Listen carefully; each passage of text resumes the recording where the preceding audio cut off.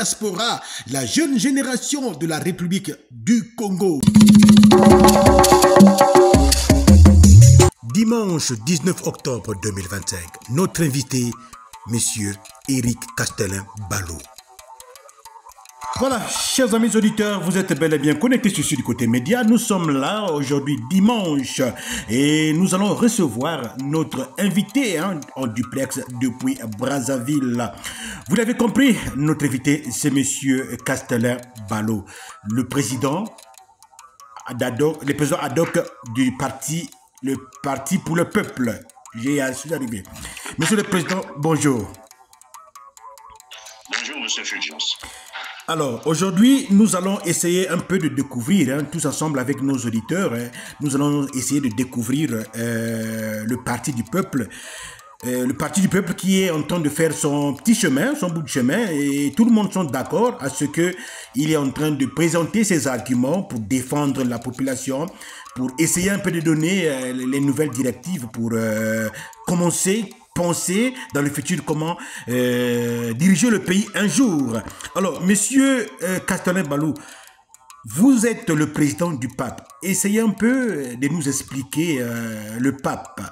Le pape, pourquoi le pape et un peu brièvement l'historique du pape. D'accord, merci beaucoup, Monsieur Fulgence. Le Parti du Peuple, en sigle PAP, est un parti créé par le feu William Ota, oui, président fondateur. Il a créé en 1994, mais qui n'a eu son récépissé qu'en 1995. Oui. Et vous voyez, dans les années que nous sommes en train de parler, c'est l'avènement du multipartisme et autres, où le Congo sortait du parti unique pour pouvoir donner la possibilité à d'autres acteurs de pouvoir créer des partis politiques. Et donc, M. William Ota, qui avait une vision, oui, une vision très particulière du Congo, avait pensé créer ce parti que nous sommes aujourd'hui en train de conduire, qui est le Parti du Peuple. Oui. Alors, lorsqu'il le crée, il a milité à l'opposition. Lorsqu'il le crée, il se joint pas à la majorité, oui, mais il le crée et il se met tout de suite à l'opposition parce qu'il a pensé que le pouvoir qui était en place ne conduisait pas les choses comme la population l'attendait. Et donc lui, ayant une vision futuriste, oui, s'était tout de suite mis à l'opposition. Et jusqu'en 80, jusque dans les années 2017-2018, oui, où étant rattrapé par la maladie, le Parti du Peuple avait quand même pris une place assez particulière au niveau de l'échiquier politique congolais. Oui. Et de 2017, affecté par la maladie, il avait fini par se retirer. Avec toujours, vous voyez, cet esprit de vouloir céder, de passer le témoin avec une facilité déconcertante. Oui. Parce que pour lui, l'alternance, la démocratie, c'était des choses auxquelles on ne pouvait pas tronquer. Et donc, il céda le parti à Monsieur Jean-Pierre Anyangoy. Mais oui, Monsieur Jean-Pierre Anyangoy ne servait que de transition. Oui. On peut appeler ça un effet de transition. Pourquoi? Parce que lorsque Monsieur William Ota crée ce parti, il, en phase, lorsqu'il est prêt à céder le témoin, il donne mission à M. Jean-Pierre Anyangoy, oui, de trouver des jeunes ou un jeune dynamique à qui il cédera le témoin. Parce oui, que ce parti avait été créé, d'après lui, d'après M. William Ota, qui est le président fondateur, oui, avait été créé pour donner à la jeunesse congolaise un instrument de bataille politique. Voilà, c'est comme ça qu'il faut appeler ça. Un instrument de bataille politique afin que les jeunes puissent se battre pour leur avenir, pour leurs espoirs. Oui. Donc, voilà un peu, grosso modo, comment la vision de M. William Ota est partie de la création du parti. Il s'est mis à l'opposition, il a longtemps lutté, mais malheureusement, il n'a jamais pu obtenir un siège, que ce soit à l'Assemblée, il n'a jamais pu conquérir le pouvoir. Donc, vous voyez déjà que il avait toutes les possibilités de pouvoir se ranger du côté du pouvoir. mais il est resté à l'opposition parce que pour lui, il s'était dit que le Parti du peuple était un parti qu'il avait créé pour réellement conquérir le pouvoir. Et lui, n'ayant pas atteint sa mission, a pensé qu'il fallait céder à la génération d'après afin que celle-ci puisse lutter jusqu'à la conquête du pouvoir pour mettre sur pied la vision du Parti du peuple. D'accord. Et donc, lorsque nous nous arrivons en 2020 et en 2024, parce qu'il faut le rappeler que entre la période où le président William Otta cède le parti à M. Jean-Pierre Agnangoy et jusqu'à notre arrivée, le Parti du peuple ne vivait plus. Le Parti du peuple était entré comme ce qu'on appelle en hibernation. Oui. Il ne servait qu'à accompagner d'autres partis, à venir gonfler les listes des partis de l'opposition, mais sans une existence réelle sur le terrain. Exactement. Et donc, c'est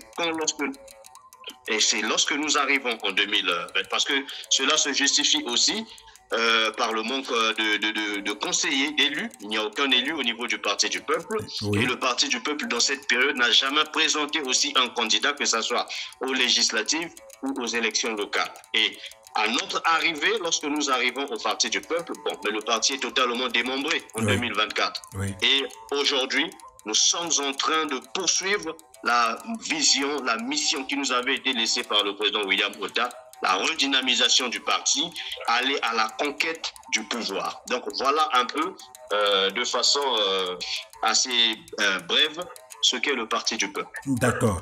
Ben écoutez, nous nous inclinons devant sa mémoire, Monsieur Otta, que Dieu ait son âme. Alors, à vous attendre parler, vous nous signifiez ici que la bataille politique que le défunt Otta vous a laissée, il vous a laissé rien qu'avec le récépissé. Est-ce que tu penses que, à votre niveau, rien qu'avec le récépissé, les choses vont aller comme il se doit? Bon, mais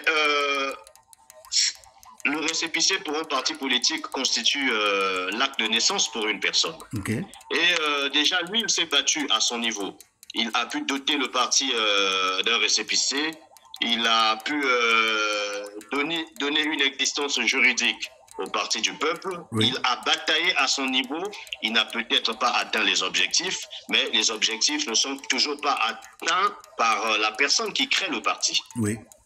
Un parti politique est une continuité. Et aujourd'hui que nous sommes en train de parler, oui, nous allons atteindre les objectifs souhaités parce que aujourd'hui, le Parti du peuple est convenablement structuré dans les départements. Aujourd'hui, le Parti du peuple a des militants. Aujourd'hui, le Parti du peuple est même implanté au niveau de la diaspora. Oui. Donc, aujourd'hui, nous pouvons dire que nous sommes en train de poursuivre la mission laissée par le feu président William Otta. C'est ça, monsieur Éric Ballot. Mais toujours dans ce même contexte-là, aujourd'hui, on vous sent plus actif sur les réseaux sociaux, notamment sur Facebook et Instagram et autres, là, les réseaux sociaux. L'opinion est en train de constater aussi, quelque part, il n'y a pas un engouement en ce qui concerne le terrain. Quand je dis le terrain, c'est d'abord dans des grandes villes de notre commune, en fait, de notre pays. Donc, est-ce que vous avez aussi des activités sur le terrain en ce qui concerne le parti? Oui, c'est comme je l'ai dit tout à l'heure. Oui. Lorsque nous sommes arrivés au sein du Parti du peuple, le Parti du peuple était totalement démembré. C'est pour dire que le bureau exécutif national était absent. Le Conseil national était absent. La Commission nationale de contrôle et d'évaluation était absente. Il restait à peine un seul membre. Oui. Et donc, la mission pour nous était d'abord de redynamiser le parti, de doter le parti des instances pouvant conduire les missions du parti, de faire en sorte qu'il y ait un engouement autour du parti. Et aujourd'hui que nous sommes en train de parler, le Parti du peuple est structuré. Nous avons des fédérations, nous avons des comités dans les départements. Et aujourd'hui, pour les besoins de fonctionnement, parce que cela commençait à constituer un frein, nous avons mis en place la commission ad hoc pour justement être à mesure de conduire le parti. Vous savez, c'est un parti politique Et l'organe exécutif, c'est le bureau exécutif national. Exactement. En l'absence du bureau exécutif national, il ne peut pas avoir ce que vous êtes justement en train de demander. Oui. Les activités sur le terrain, les descentes, les mobilisations et autres. Mais je puis vous dire aujourd'hui que depuis notre arrivée, nous avons quand même déjà tenu des activités dans les arrondissements. Nous avons tenu une activité dans l'arrondissement de Madibou, où nous avons mis en place un comité et nous avons donné un message puissant qui a galvanisé la population. Oui. Nous avons tenu une activité à Makerekele, à Bakongo, à Talangaï. À Pointe-Noire aussi, nous avons tenu une activité. Dans la ville de Ouesso, nous avons aussi tenu une activité. Mais il faut rappeler une chose, Monsieur Fulgence. Oui. Vous savez que pour les partis de l'opposition, ce n'est pas toujours facile de pouvoir tenir des activités de grande envergure. Généralement, il faut des autorisations. Mais à chaque fois que nous pouvons demander un espace pour pouvoir tenir une activité de grande envergure, mais l'autorisation ne nous est jamais accordée. Dernièrement, nous avons fait une demande afin qu'on puisse nous donner un espace, parce qu'on voulait regrouper les militants et faire passer un message, notamment sur la gouvernance électorale. Oui. Mais l'autorisation ne nous a jamais été accordée. Et donc, c'est une difficulté qui est pour nous, mais nous n'allons pas nous fatiguer, nous n'allons pas aussi céder. Nous allons continuer justement à batailler afin qu'un jour, on puisse nous donner la possibilité de pouvoir tenir des activités de grande enchaîne. Le Parti du peuple est prêt pour la tenue de ces grandes activités, parce que ce ne sont pas les militants qui manquent. Oui. Aujourd'hui, la population fait confiance au Parti du peuple. Les militants ne font qu'affluer au sein du Parti du peuple.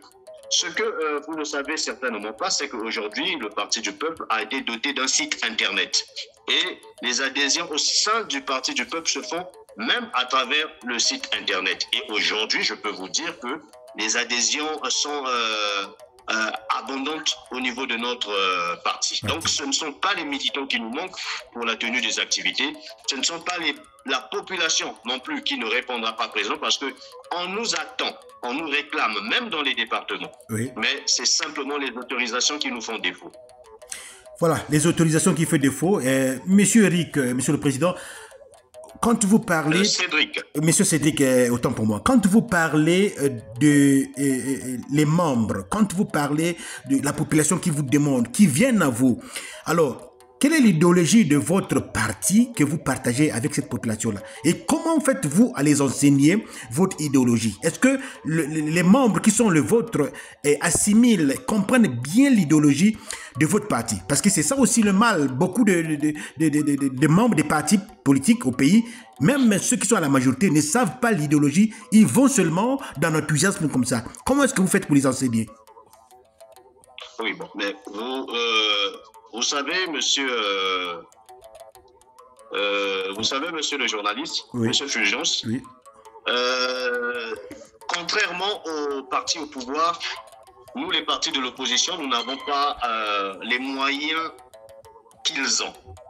Nous n'avons pas la possibilité de pouvoir facilement obtenir les fonds comme eux, ils en ont, parce qu'eux, ils se servent dans les caisses de l'État. Et nous sommes obligés de faire simplement avec les cotisations statutaires des membres. Oui. Et donc, le Parti du peuple, pour répondre à votre question, est un parti social-démocrate. Notre doctrine est la social-démocratie. Oui. Et donc, c'est très facile pour nous d'enseigner cette doctrine à nos militants. Si aujourd'hui, vous constatez pourquoi j'ai parlé des moyens, parce qu'au sein du Parti du peuple, il n'y a pas d'élus. Au sein du Parti du peuple, jusque-là, nous n'avons pas encore... des personnes qui occupent des hautes responsabilités parce qu'ils ont eu à militer au Parti du peuple. Oui. Non, nous n'en avons. Donc, nous ne faisons qu'avec des moyens de bord. Les moyens de bord signifient des cotisations statutaires. Oui. C'est pour dire qu'à notre niveau, nous ne faisons pas la distribution des 2000, nous ne faisons pas la distribution des billets de banque. Si aujourd'hui le Parti du peuple est en train d'aspirer confiance, si aujourd'hui le Parti du peuple est en train de susciter le regard de la population. Si aujourd'hui le Parti du peuple est en train de bénéficier de la confiance du peuple, justement c'est parce que nous présentons la doctrine du parti. Oui. La doctrine du parti que nous présentons est laquelle? Comment aujourd'hui nous sommes le parti du Parti congolais du travail, d'ailleurs, est un parti qui a pour doctrine la social-démocratie. Mais comment justifier qu'il y ait des super riches et des super pauvres qui se créent au sein du parti, au sein de notre pays? Comment justifier qu'aujourd'hui, au sein du parti, parce que qui dit social-démocratie voudrait dire une redistribution assez équitable de la richesse de notre pays. Monsieur Cédric, Monsieur Cédric, parlons à ce point-là. Je constate qu'ils sont majoritaires. Donc les cotisations qui viennent de part et d'autre de leurs élus locaux, je pense que ça peut faire l'affaire. Non. Si c'était le cas aujourd'hui, il n'aurait aucun mal dans les mobilisations qui se font. Je sais que vous êtes journaliste, vous êtes suffisamment informé. Le Parti congolais du travail, je peux le dire, n'a quasiment pas de militants. Le Parti congolais du travail achète les militants. Demandez au Parti congolais du travail de pouvoir organiser une activité sans faire la distribution de billets de banque, vous verrez qu'il n'y aura personne. Aujourd'hui, ils ont affamé la population congolaise. Ils ont presque tout détruit. Je pense que nous allons y arriver, ce n'est pas le moment. Oui. Mais sans billets de banque, je ne pense pas qu'ils soient en mesure de faire une mobilisation de grande envergure. Ok. Donc voilà. Voilà, donc parlons dans ce sens-là. Alors, vous implantez un peu partout. Est-ce que, de façon ramassée comme ça, monsieur Cédric Ballot, est-ce que vous pouvez me donner, juste au hasard comme ça, un représentant de votre parti au niveau de la ville de la Cuvette? Au niveau de la ville de la Cuvette, nous avons Kanga Bia Alpha. Ok. Il est... Voilà. Je peux aller plus loin. Moi, je connais mes présidents fédéraux. Si nous allons dans la ville si nous allons dans le département de la Songa, nous avons Fortuné Meungal, qui est le président de la fédération. Si nous allons dans le département de la Bouenza, nous avons le président Emerson qui est là. Oui. Si nous venons à Brazzaville, nous avons Chéralin Miantama qui est là. Si nous montons à Pointe-Noire, nous avons le président, comment on appelle une minute, le nom va rapidement revenir. Bon, mais vous comprenez que trop de noms en tête aussi. Parfois, exactement, c'est déjà suffisant ce que vous avez enseigné. Alors, parlons un peu en ce qui concerne les alliances. Aujourd'hui, vous-même, vous êtes... Non, il faut que je vous donne ce nom, c'est très rapidement revenu. Je vous en prie, allez-y. Oui. C'est le président Akana qui est à Pointe-Noire. Donc, vous voyez, nous avons les noms de nos présidents fédéraux en tête. J'ai parfois même les noms des présidents des comités, c'est-à-dire ceux qui nous représentent dans les arrondissements. Voilà. Donc, c'est pour dire qu'à notre niveau, notre parti est réellement structuré. Alors, monsieur Cédric, vous pensez aussi organiser un congrès dans les jours à venir? Parce que vous n'allez pas être, si longtemps président ad hoc. Je suis sûr et certain que vous allez organiser un congrès dans les jours à venir. Exactement.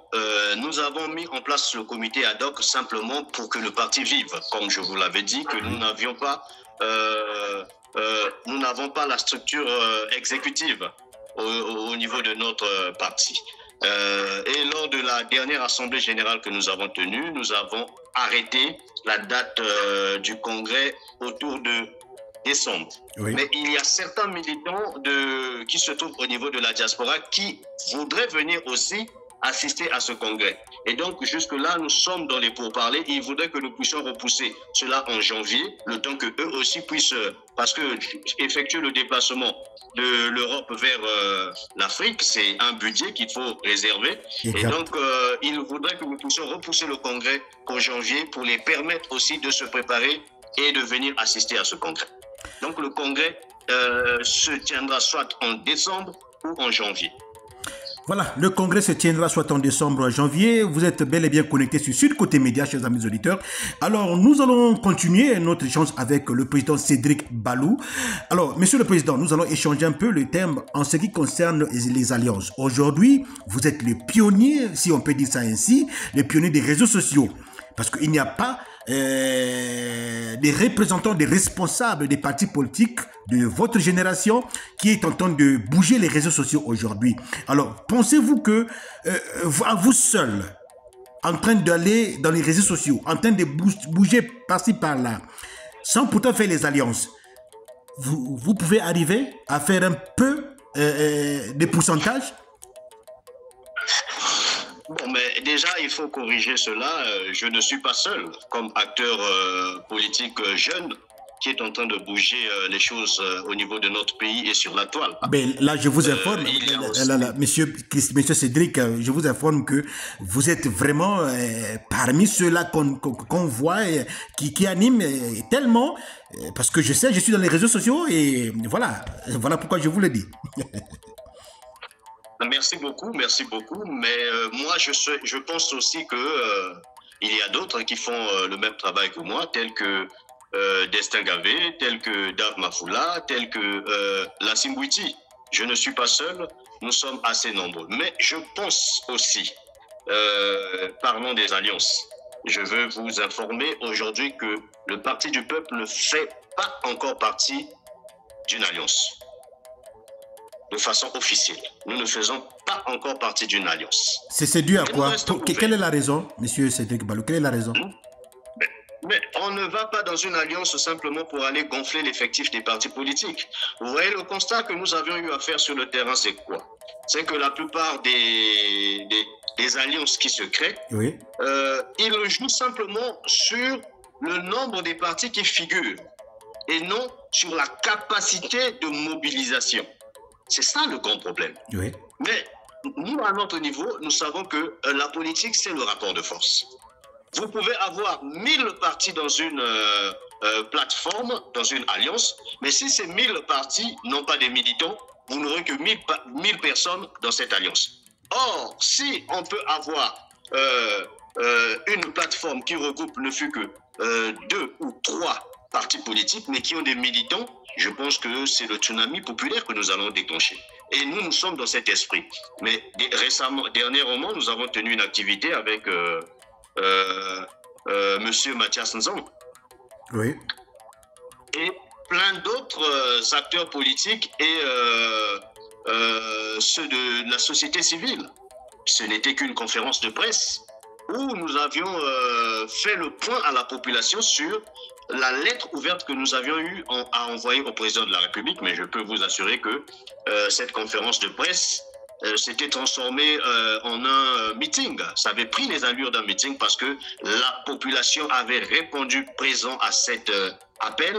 Je ne sais même pas comment ils ont fait pour avoir cette information, parce que là, qui dit conférence de presse voudrait dire simplement des journalistes, oui, mais le siège de l'ARD avait débordé. La salle de conférence avait débordé, la cour avait débordé et la population était même jusque dans la rue. C'est pour dire que nous ne sommes pas fermés aux alliances, mais nous sommes en train de regarder avec quel parti politique nous pourrons être en alliance. Parce que nous, l'alliance, ce n'est pas le nombre, mais c'est l'effectif et les idées. D'accord. Parlons un peu du social, monsieur Cédric Ballot. Alors, vous êtes à Brazzaville, vous êtes au pays, hein, vous prenez quand même la peine de faire la route Brazzaville vers le sud, vers le nord, vous vous promenez un peu pour connaître un peu la température du pays. Parlons un peu du social des Congolais. Est-ce que vous pouvez nous dire, et c'est un peu d'enseigner la population qui vous écoute maintenant. Alors, le social des Congolais, pensez-vous qu'un jour, ça peut arriver à un degré acceptable au niveau du pays? Oui, lorsque vous parlez déjà de degré acceptable, c'est pour dire que les choses ne vont pas bien. Mais il faut justement que nous puissions d'abord commencer par parler de ce qui ne va pas avant d'arriver d'abord à ce degré acceptable que vous avez évoqué. Oui. Il faut reconnaître une chose, qu'aujourd'hui, la situation du Congo va de mal en pire. Vous voyez, aujourd'hui, de nombreuses familles congolaises ont du mal à se nourrir. Hier encore, on se moquait parfois de la RDC pour dire qu'en RDC, ils sont tellement nombreux et qu'il arrive dans certaines familles qu'ils puissent manger de façon rotative. Ça, c'était en guise de moquerie seulement qu'on est en train de le dire. Oui. Mais aujourd'hui, cela devient une réalité dans notre propre pays. Aujourd'hui, les familles congolaises ont du mal à se nourrir parce que d'abord, il y a rareté des produits sur le marché, mais à cela s'ajoute encore l'augmentation des prix des denrées alimentaires. Vous voyez? Oui. Nous sommes un pays fertile, avec 10 millions de terres, 10 millions d'hectares, 10 millions de terres cultivables. Terres cultivables, oui, oui. Mais dans notre pays, l'agriculture est encore assez primaire, elle est encore assez archaïque parce qu'on utilise des arrosoirs, des râteaux et autres. On a du mal à Monsieur Cédric, je viens de le répéter, je viens de dire tout à l'heure que vous êtes un peu, vous avez la capacité de faire un peu la ronde du pays. Mais nous observons et nous voyons la population est très en liasse de joie quand nous voyons le ministre de l'Agriculture déjà implanter les zones agricoles. Tout ça, je crois que c'est déjà positif au niveau du pays en ce qui concerne les terres cultivables. Non, monsieur Fulgence, oui. Ces zones agricoles protégées, on a commencé à parler de ça il y a bien longtemps.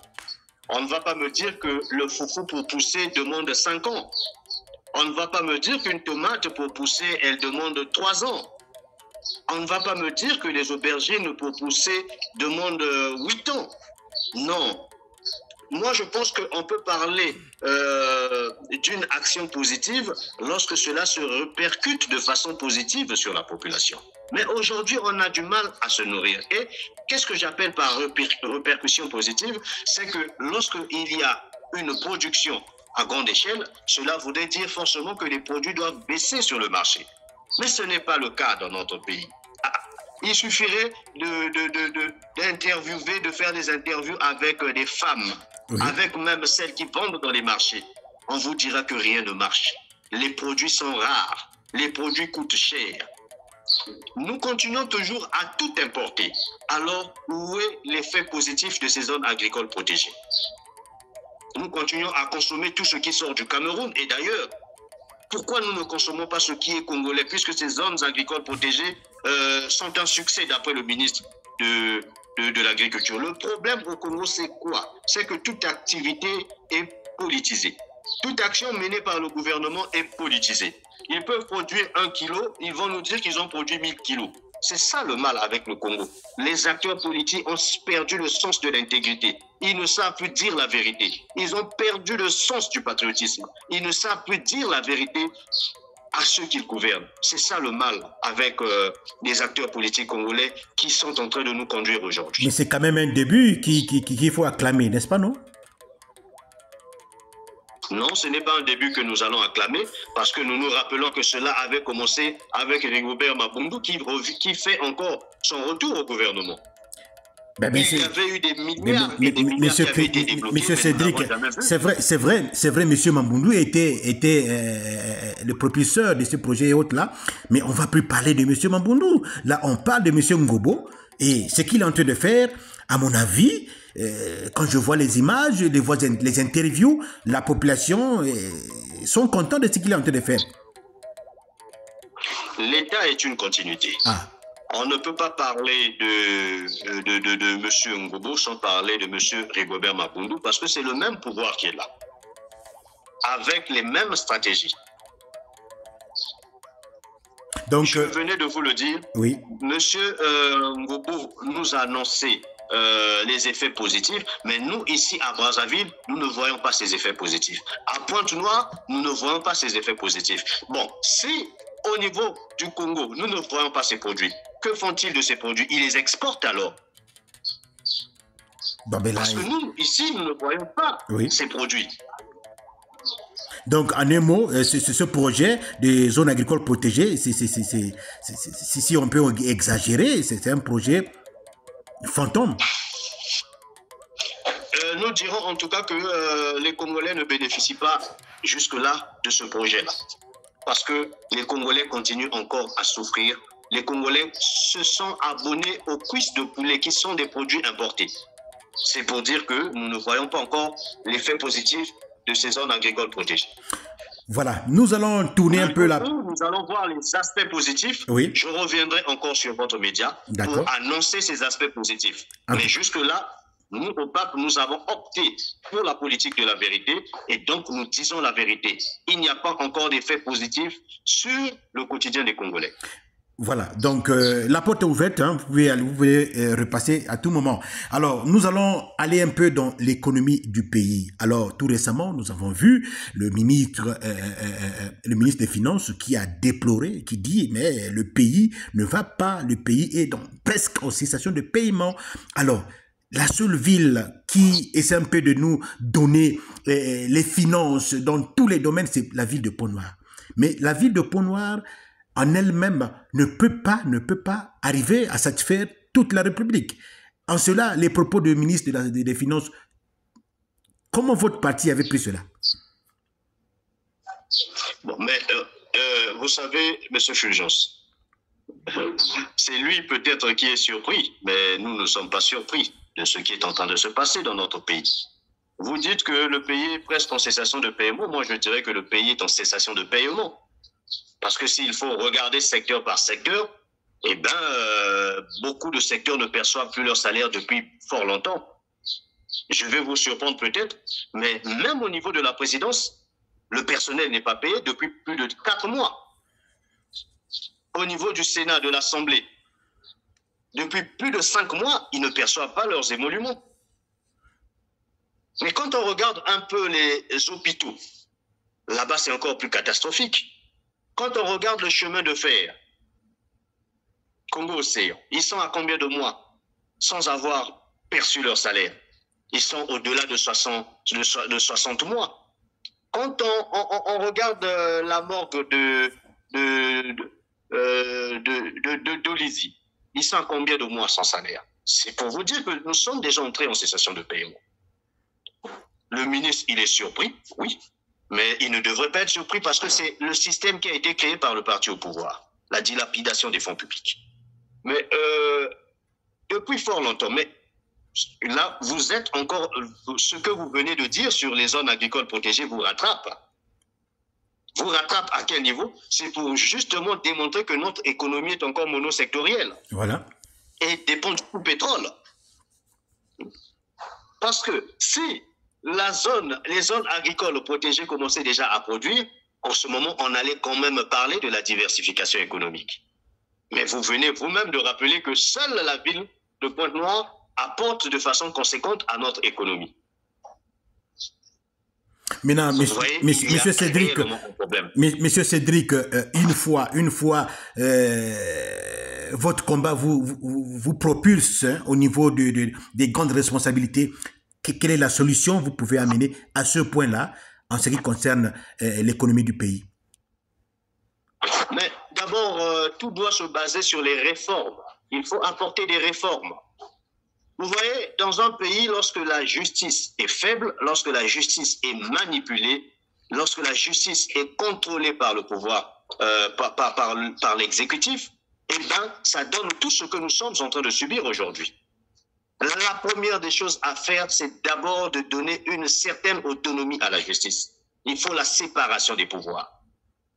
Il faut aussi donner une certaine autonomie à la presse. Aujourd'hui, la presse est muselée. Ils ont peur de dire un certain nombre de choses. Mais s'ils ont peur de dénoncer, parce qu'ils sont tenus quelque part, on ne peut pas connaître la vérité. Donc, il faut d'abord libérer ces secteurs. Il faut les donner une certaine autonomie dans leurs actions. C'est, je pense, la toute première des choses, la toute première mesure que nous allons prendre si nous arrivons aux affaires. Oui. Mais sinon, lorsqu'il faut regarder le pays, ce n'est pas les structures qui manquent de lutte contre la corruption qui manque. Nous avons une forte institution qui existe, la Haute Autorité de lutte contre la corruption. Mais elle existe sur papier, nous ne la voyons pas sur le terrain. Nous avons le ministère du contrôle de l'État qui est là. Ce n'est qu'un ministère qui existe sur papier, mais nous ne voyons pas les actions. Donc, ce ne sont pas les institutions, ce ne sont pas les lois qui manquent, mais il faut peut-être apporter des réformes en renforçant les pouvoirs de certaines institutions. Donc, voilà les mesures que nous allons prendre immédiatement si nous arrivons au pouvoir. Voilà, chers amis auditeurs, je vous rappelle que nous sommes toujours en duplex depuis Brazzaville avec monsieur Cédric Castelin-Balou, le président du PAP, le Parti pour le Peuple. Alors, nous allons petit à petit chuter à notre interview. Alors, parlons un peu de la décentralisation. Ça a fait du tollé, ça a fait du bruit. Les villes de Mostinjo, d'Nkayi, et même de Pointe-Noire qu'on venait de parler, de Wesso, ce sont des villes qui ne reçoivent plus pratiquement des fonds de fonctionnement au niveau de Brazzaville, au niveau de ceux-là qui gouvernent. Alors, comment est-ce que les agents de ces villes-là arrivent à subvenir à leurs besoins, arrivent à gérer leur famille? Mais c'est ce que je suis en train de vous dire depuis le début. Quand vous avez dit que le Congo est presque en cessation de paiement, j'ai tout de suite rattrapé pour dire que nous sommes entrés en cessation de paiement. Mais quand je suis en train de parler des morgues, quand je suis en train de parler des hôpitaux et autres, mais nous sommes déjà dans la collectivité locale. Oui, exactement, oui. La décentralisation qui devrait être effective depuis fort longtemps n'existe que sur papier. Aujourd'hui, ces différentes collectivités locales n'ont pas une autonomie, dans leur fonctionnement. Ils dépendent entièrement du ministère de l'Intérieur. Alors que c'est eux qui sont proches des communautés, c'est eux qui sont proches des populations. Mais tout est centralisé au niveau du gouvernement et il y a une rétrocession qui se fait. Alors que ça ne devrait pas se passer comme ça, il fallait laisser une autonomie de fonctionnement à ces collectivités locales. Et lorsqu'il n'y a pas d'autonomie, lorsque au niveau du gouvernement tout est dilapidé, alors les effets négatifs se répercutent forcément sur les collectivités locales. Donc voilà ce que moi je peux dire. Tout est lié aux antivaleurs. Tout est lié aux antivaleurs. Tant qu'il y aura ces antivaleurs, les collectivités locales vont toujours continuer à souffrir. Comment ils font pour vivre? Mais c'est à eux de vous le dire. Moi, je ne saurais le dire. C'est tout un miracle peut-être qu'ils bénéficient d'une assistance divine. Mais sinon, je ne sais pas comment ils font pour vivre.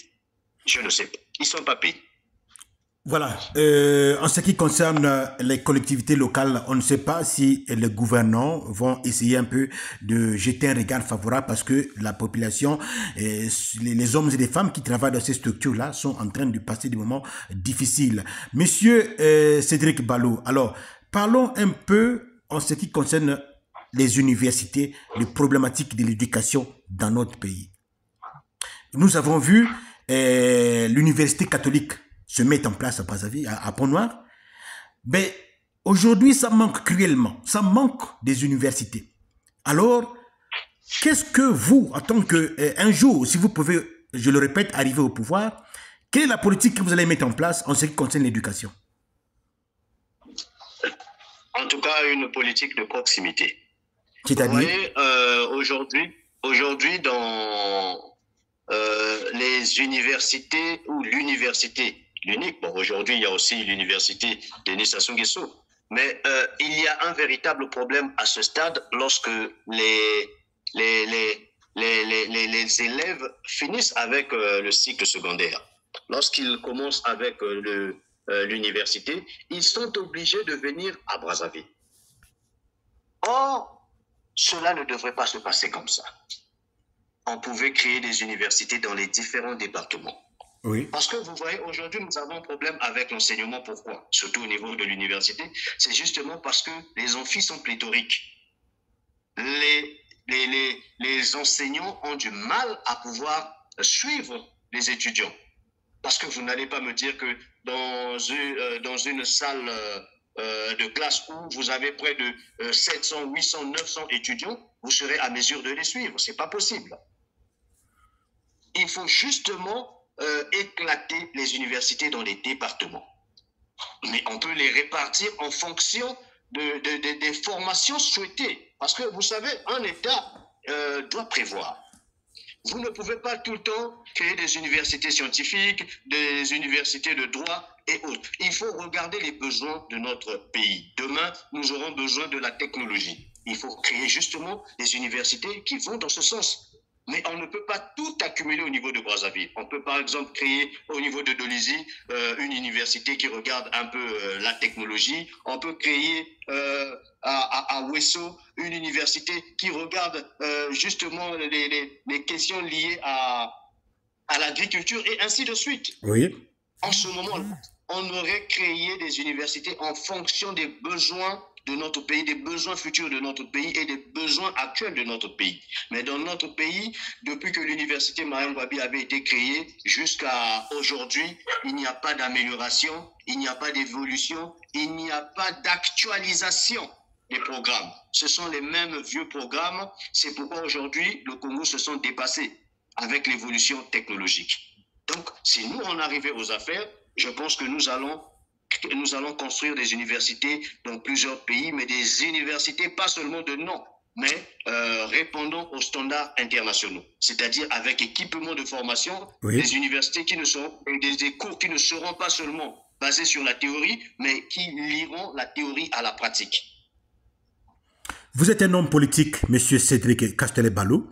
Alors, quelle était votre appréciation à la création de deux nouvelles provinces au niveau du pays? Vous savez, le pouvoir en place nous a tellement habitués avec les coups bas. Du coup, nous pensons que ce n'était pas... nous pensons qu'il y a eu un calcul politique derrière la création de ces provinces. Déjà, de ces départements. Oui. Déjà, nous avons un problème. Nous avons des tensions de trésorerie actuellement. Le trésor public est vide,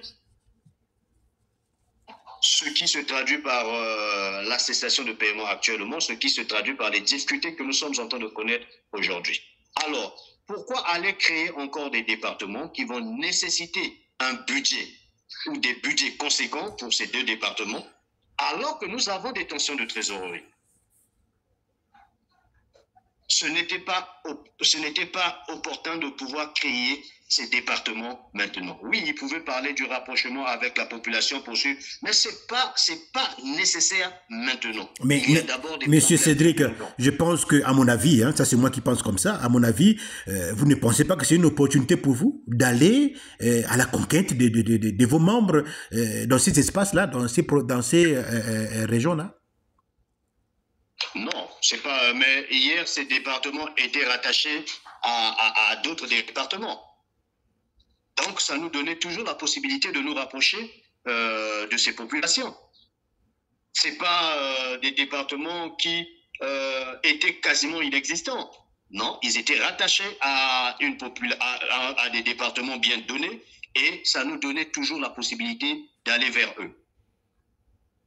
Donc, si on comprend bien, c'est le découpage électoral dans les futurs échéances électorales, c'est cela? C'est un calcul politique. Un calcul politique. Voilà. Rien de moins. Alors, nous allons un peu doucement, sûrement, en train de chuter à notre échange, monsieur Cédric Castelet. Alors, parlons un peu de vous-même, monsieur. Vous êtes, à toutefois, vous dénoncez les attaques personnelles, l'insécurité. Est-ce que vous-même, vous pensez que vous êtes en insécurité? Bon, mais vous savez, nous ne faisons pas une politique qui s'appuie sur l'émotion. Nous ne faisons pas aussi la politique pour attirer les vues en essayant de dire un certain nombre de choses. Nous ne faisons pas de la politique de spectacle. Oui. Se sentir en insécurité, bon, je ne sais pas si pour l'heure je peux dire que je suis en insécurité. La constitution congolaise établit la majorité et l'opposition. Moi, je joue mon rôle d'acteur politique de l'opposition. Oui, je sais il arrive des bavures dans notre pays. Moi-même, pour avoir organisé des marches et autres, j'ai plusieurs fois été interpellé, j'ai été mis en garde à vue. Mais je ne sais pas si aujourd'hui je peux dire que je suis en insécurité. Je ne sais pas si je peux le dire. Parce que dire que je suis en insécurité, c'est faire la politique pour se victimiser. Oui. Je dénonce ce qui est réel. Je dis ce qui est concret. Tout ce que je dis, si aujourd'hui je suis toujours en liberté, c'est parce que je dis des choses vraies. Je ne spécule pas. Je ne rajoute rien. Je dis et je fais des approches de solutions. Je fais des propositions. Oui. Je ne sais pas aujourd'hui je dois vraiment dire que je suis en insécurité. Mais tout acteur politique doit toujours être prudent, surtout lorsqu'on est opposant. On ne sait pas ce qui peut arriver demain. On ne sait pas face à quelle dérive on peut faire face. Mais jusque-là, je me déplace. C'est vrai que je suis toujours escorté, je suis toujours accompagné, mais je me déplace jusque-là sans inquiétude. Je n'ai jamais été interpellé dans la rue. Je n'ai jamais été bloqué lorsque je suis en train de circuler. Même lorsque je suis en cortège, je n'ai jamais été bloqué. Donc, je ne peux pas dire pour l'instant que je suis inquiet ou que je suis inquiété. Pour l'heure, je ne peux pas encore le dire. Voilà, c'est le souhait de tout le monde, hein, que tout le monde ait la liberté d'expression. Voilà, c'est comme ça qu'un pays marche. Hein, et voilà. Alors, monsieur Cédric, nous sommes presque à la fin.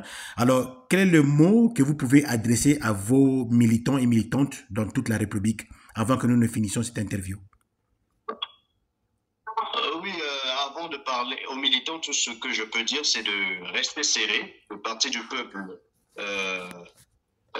reste uni et grand comme nous le connaissons et nous allons nous préparer pour les batailles électorales. Je sais que nombreux sont en train de nous réclamer dans les départements parce qu'ils veulent que nous allons toujours pour redynamiser comme nous savons le faire dans notre politique de proximité, mais je leur demanderai de garder patience, de prendre leur mal en patience. Nous allons toujours arriver dans ces départements où nous viendrons pour les donner le message qui consisterait à se ranger en ordre de bataille pour préparer les élections à venir. Mais je ne sais pas si nous pourrons clore cette interview sans parler de l'actualité de notre pays.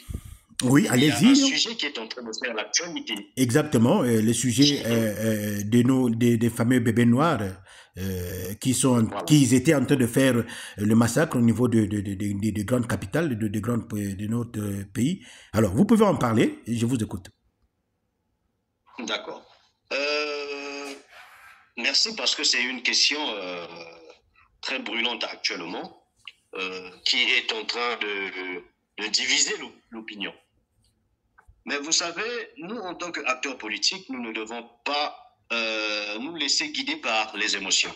Nous devons nous différencier des simples personnes qui ont droit à présenter leurs émotions. Oui. Nous, qui sommes appelés à gouverner demain, nous devons faire preuve d'une grande maîtrise de soi.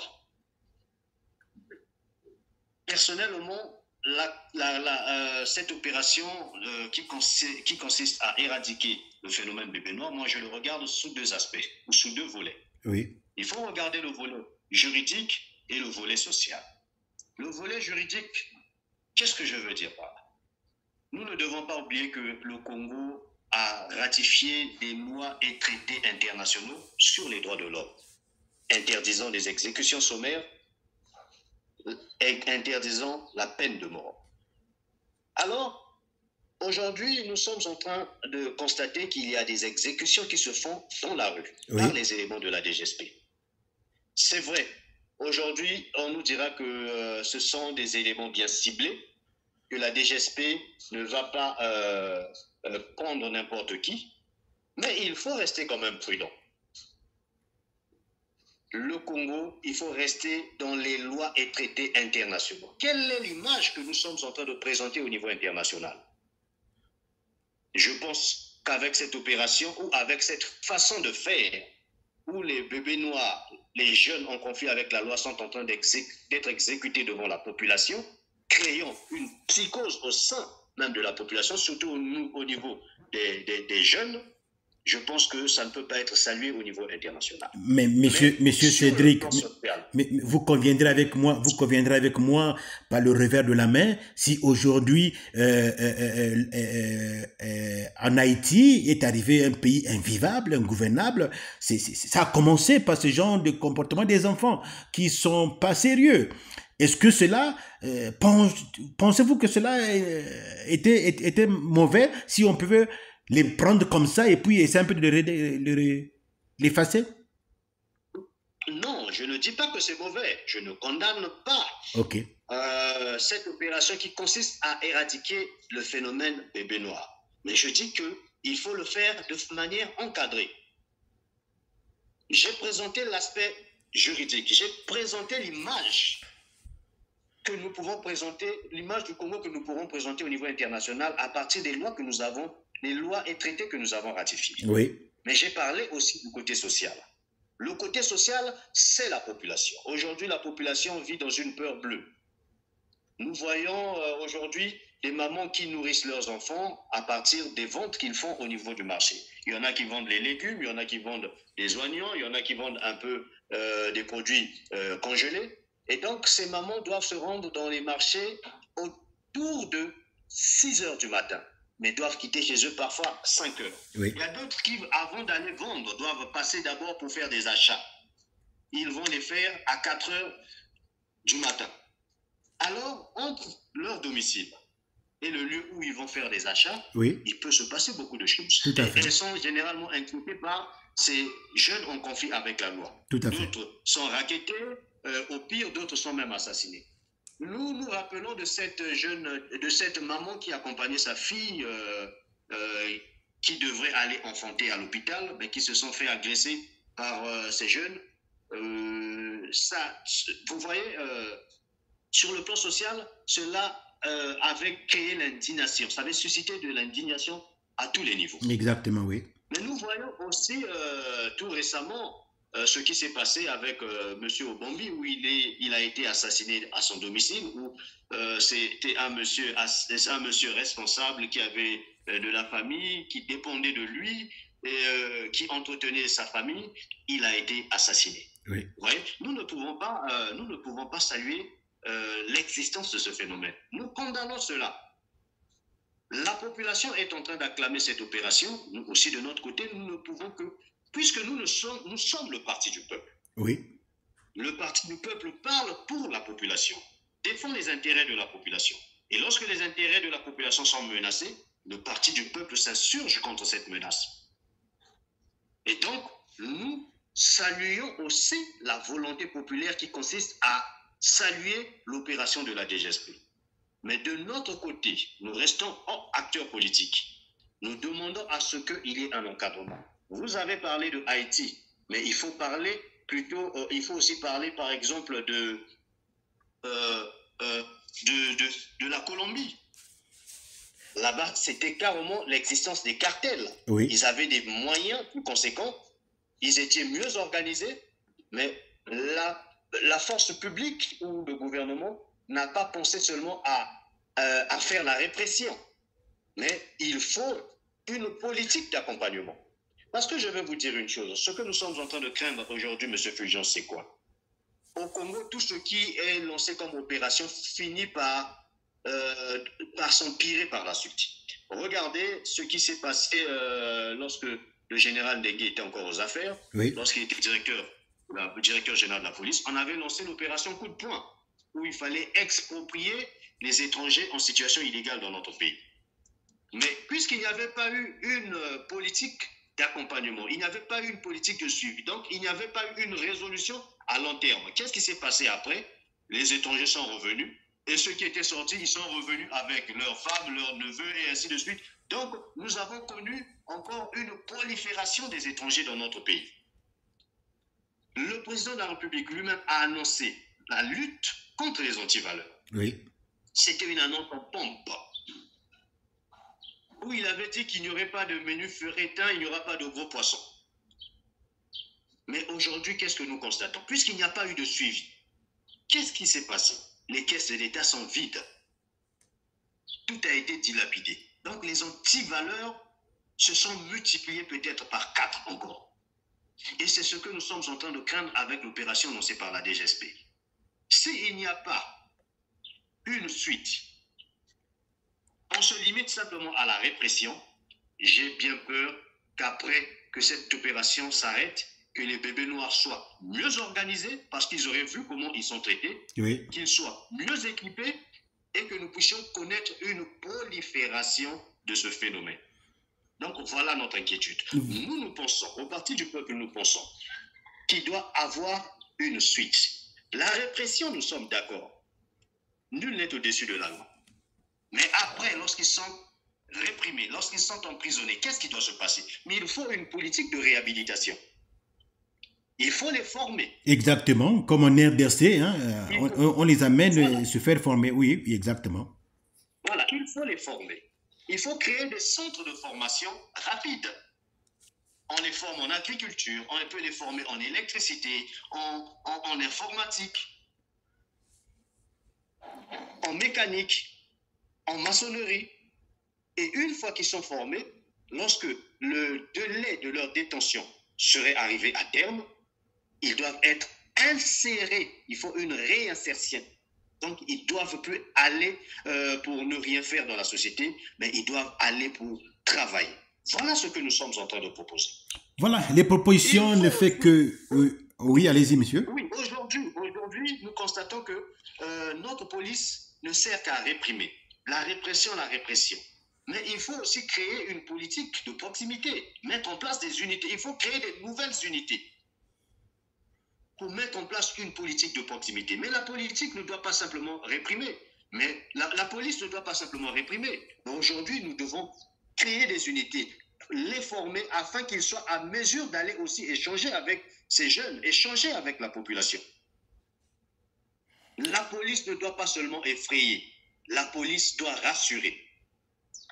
Voilà ce qui manque dans notre pays. Et aussi équiper la police, parce que lorsque nous voyons, c'est vrai, ils ont des véhicules, ils ont des armes, ils ont des tonnes, mais ce n'est pas suffisant. Il faut un équipement de prévention. Aujourd'hui, il ne faut pas attendre qu'il y ait prolifération d'une situation pour pouvoir aller agir. Non, il faut prévoir cette activité. On peut aussi agir à titre préventif avant qu'il y ait prolifération ou déclenchement d'un tel événement. La police a déjà su agir parce qu'ils ont été formés, ils sont équipés.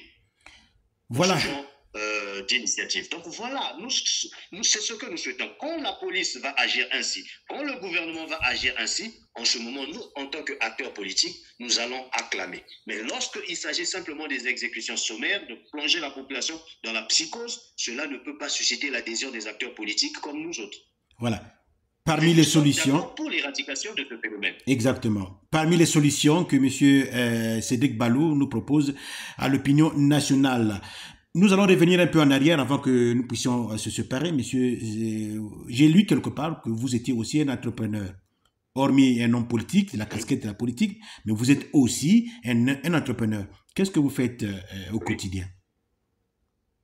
Oui, j'ai une entreprise nommée SEM qui évolue dans le voyage et puis dans le numérique.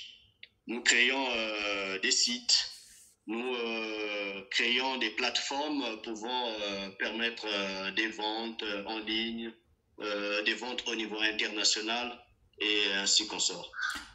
Voilà, félicitations à vous pour ce que vous êtes en train de faire en tant que personnellement. Alors, vous avez le dernier mot, hein, la parole qui vous vient à cœur en ce qui concerne la population, en ce qui concerne le pays tout entier. Quel est l'adage que vous pouvez nous dire?